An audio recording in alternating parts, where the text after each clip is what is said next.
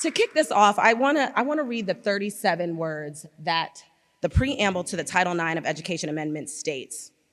No person in the United States shall, on the basis of sex, be excluded from participation in, be denied the benefits of, or be subjected to discrimination under any educational program or activity receiving federal financial assistance. Today, we are celebrating 50 years of Title IX. So let's get started with these questions here. Now, President Johnson, I want to start with you here. Can you share your experience being a two-sport athlete and what that experience was like for you at Stanford? Very much, Siobhan, and it's just such a pleasure to be on this panel with outstanding women and outstanding women athletes. And I just want to first give a shout out to Jean Smith, our outstanding athletic director, and of course, Janine Ullman, for all you do to give the opportunities to women. So, you know, it's so funny to look back 50 years ago, right? You're thinking, how did I get so old, right? So I was reflecting on our way over, and my roommate my first year at Stanford was the first woman to go to Stanford on an athletic scholarship. And so, you know, I think to think about the impact of Title IX in '72, I'd have to go back to my high school. So in my high school, we didn't have team sports for women. There's no basketball, there's no volleyball. Certainly was no synchronized swimming, but we did have a pool. We did have what I would call individual sports, swimming. We had track and field and tennis. And I know they're all team sports. So, but if you didn't, I grew up swimming, not as talented as Veronica, you'll hear about that. But if you swam, you really didn't run. And if you didn't grow up playing tennis, you weren't going to walk on.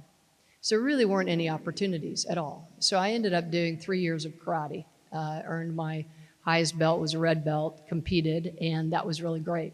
But there wasn't the opportunity to be on a team. And look, you all know what it's like to be on a team. There's nothing like it. You're part of something that's bigger than yourself. And that's what I love about the Ohio State University. That's right. You got it, baby. That's right, yeah. We're all part of something really big, like really big. And so when I went to Stanford, all of a sudden there were all these team sports. I didn't really know what that was like. But it wasn't as good as it got. So I went to my older sister, who was quite a good swimmer, and I said, look, I want to go out for a team sport. And she looked at me and she goes, okay, don't do swimming. They're just coming back from the Olympics, so don't do that. Tennis, they're just coming back from Wimbledon, so you're probably not going to do that. You like to run, why don't you try field hockey? So I went out for the field hockey team. And then I noticed that all the kids that played field hockey in the fall could play lacrosse because they all played lacrosse in the spring. So then I went around and recruited all of them to form the lacrosse team. So that just kept us running all year. And that was really, really terrific. You know, someone asked me recently, well, how'd you found the team? And I said, well, we just got a bunch of kids together. No one was using the pitch, so we started playing. I told them to bring their sticks back in December. And then we started calling up friends that we knew at UCLA and at Davis and at Berkeley. And we put together our own team and our own network. And we just started traveling. We'd drive. And we'd stay 4 kids in a room, and we didn't have any money for food or that, so we just kind of winged it. I'm so proud today. It's a varsity sport at Stanford, and they actually give scholarships, so it's pretty amazing. Cool. But that was what it was like back in the day. We had the same coach that coached field hockey, coached basketball, swimming, and bowling in 1975-76. In 1977, we got our own coach, our very own coach for field hockey. It was so exciting. And I was trying to think, where did it break? And Janine, you and I were talking about it, probably about 78, 79, when the guidance was given to what it would mean for Title IX for sports. Of course, it means a lot more than just for sports, but we'll leave it at that. I love it. It just takes a thought. It takes a thought and then some ambition and grit and continued work. So that's amazing. I love that you helped found that there at Stanford University. Veronica, I'd love to ask you, what did you see from your seat as a student athlete coming from an international background to the University of Florida? What did Title IX, how did that affect you as an international student? Good morning, everybody. Siobhan, thanks for that question. So Coming from overseas, I was dealing with other issues. Title IX, I don't know, all of you guys, the more time we spend with you, the more we realize how smart you are and how well-rounded you are. I wasn't really paying attention to federal legislation in Venezuela when I was 17. Maybe you guys do. But to me, coming to the United States was not about Title IX, or it was just an opportunity to chase a dream to swim. So intercollegiate athletics, so bringing that scope back a little bit, we're very focused on Title IX and opportunity for women. In my country, education was number one. So you quit your sport at 17 because it didn't matter if you were an Olympian or you were going to Pan American Games or Nationals. If you didn't show up for a test, your professors flunked you. So intercollegiate athletics doesn't exist in the world, in many countries in the world, like it does here in this country. So just the sheer opportunity to be able to pursue an education and my sport, regardless of gender, was a huge win for me. So I'm very grateful to the University of Florida for recruiting me and giving me that opportunity. Now, when I arrived, I have to say, opportunities for women were sort of like wallpaper at the university. And a lot of credit, very much like Jean, to leadership and athletic directors there and the president of the university. So the way that the swim team was at Florida is that we all swam together, men and women. And so it was a combined team. It was all the same, right? We always try to beat the guys. The guys didn't want to be beat by us, and everybody got faster. And that's sort of how it worked. But there was none of this, the men's team has this, or the women's team has this, or we have different opportunities. It was really just all of us together. And our coaches really didn't discriminate or look at anybody different. It was equal pain all the way around, twice a day. So in that way, I was very thankful now as I got really involved in athletic administration, through internships and practicums. I learned a lot of really interesting things that I had no idea existed, and that's how I learned about Title IX. So the first women's basketball coach at the University of Florida happened to be one of my faculty members, because just like in high school, you taught and you were the coach as well. There wasn't a thing as, you're a coach and that's your profession. You did other things on campus. And so for her to get playing time for her team, first of all, they didn't really practice in the same basketball arena where the men practiced.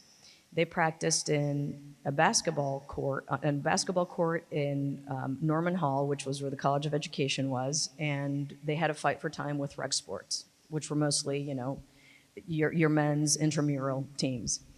And so it got to a point where they were actually getting very good, and they could play for a conference championship.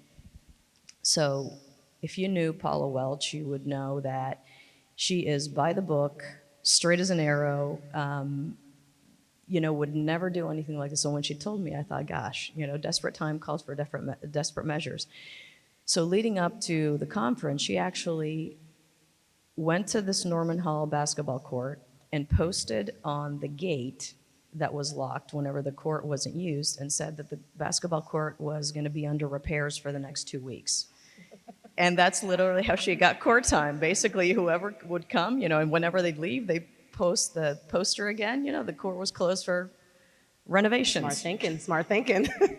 And so that was my first introduction to, I think, Title IX and the battles that were fought to really grant opportunity. Yeah, absolutely. And so many people, like President Johnson, like yourself, Holly, Miechelle, have helped pave that way for student athletes such as myself, as well as people in the audience for us today. Jacy, I'd love to hear from you, just being able to hear some of this knowledge, but what is your knowledge of Title IX, and how does it impact you as a female student athlete here? Yeah, I think, to be honest, I'm going to share a story real quick, but I don't think I truly understood the real meaning of Title IX until I got to college, so until I started my college experience. But I remember the first time, it was actually my first visit to Ohio State. My coaches were showing me around, kind of giving me a tour of the facilities. And we walked past the men's locker room and the door was propped open, so I kind of peeked my head in. And it was beautiful. All the utilities were very nice. It was beautifully set up. And I remember thinking, that's very nice. And then we walked into the women's locker room and it was almost identical. And I remember being shocked and thinking I expected to see, a men's locker room that was, beautiful, really well put together. And then I expected a women's locker room that would be, okay, but probably not as nice. So that's when it first clicked for me that, Title IX is real and the effects of Title IX are, significant and actually having an effect. So that was pretty cool. It's a silly little thing, but that was pretty cool for me to experience. And then, being a woman athlete, it's had huge effects for us. I actually just watched a 30 for 30 series on ESPN. It was about the Dream Team, it was called, and it was the 1996 women's USA team, basketball team. And it's an awesome story. If you haven't seen it, I definitely think you guys should watch it. But they went on to play 52 away games, and they went undefeated and ended up winning a gold medal at the end of it. And it kind of focuses on all of, the setbacks that they had to face, and they were still able to go undefeated and, make that change. But a few of them, I just want to share a couple, but a few of them, they had to actually travel. They traveled to Siberia for a game and had to travel on a bus for miles with the windows open, and it was 20 degrees below zero outside as well. So just things you would never think of. They'd have to practice in gyms where they had to wear gloves and hats. They stayed in hotels that, had rat-infested rooms.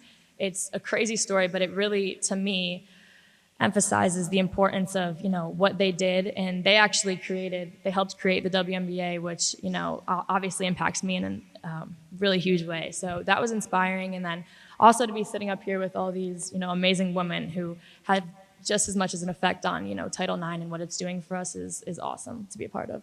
I love that. And I'm a 30 for 30 fan, so I love that series right there. But it's true. It's understanding your history, right, to understand the impact that it has on all of you as student athletes and what it is that you have been afforded here at The Ohio State University. And again, the foundation that some of these women here have helped put down. So that's exciting. I'm glad that you shared that story. Thank you so much. I'd love to hear, Holly and Miechelle, I'd love to hear from you guys. When did you notice significant changes with Title IX? I love the look. Like, are you gonna take it or do you want me? No, you were first. Thanks for having me and inviting me to participate in this very impressive panel, minus myself.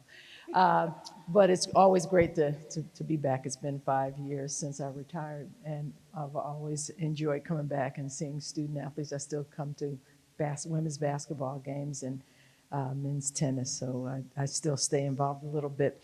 One of the things, and I sit back and reflect, the thing that probably, there are a number of ways that I've seen change over the years, and some of it is